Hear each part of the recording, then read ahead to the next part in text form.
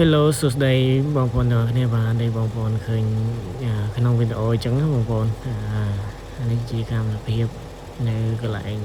ខ្ញុំធ្វើការបងប្អូនទាំងអស់គ្នាបាទហើយអត់ដឹងថាផលិតវីដេអូអីទេបងប្អូនមិនមែនថាវីដេអូប្លុកបែបជានៅកន្លែងធ្វើការអញ្ចឹងណាបងប្អូនបាទហើយនេះជាសកម្មភាពយើងបានធ្វើការប្រចាំថ្ងៃផងយើងបាទហើយពេលកន្លែងនេះគឺខ្ញុំថែមម៉ោងបងប្អូនអស់នេះបាទមើលមុខដឹងហ្នឹងថែមម៉ោងយប់ជ្រៅម៉ោង9ម៉ោង10បាទហើយថ្ងៃហ្នឹងគឺការងារច្រើនដែរបងប្អូនអស់នេះបាទហើយក៏យើងបានថែមម៉ោងថែមអីទៅបាទនេះក៏យើងថតសកម្មភាពលេងទៅហើយបងប្អូនឃើញទេបាទខ្ញុំខាងធ្វើការខាងរោងចក្រអញ្ចឹងណាបងប្អូនអស់នេះបាទហើយអត់ដឹងថាផលិតវីដេអូអីគេថាថតសកម្មភាពលេងហើយ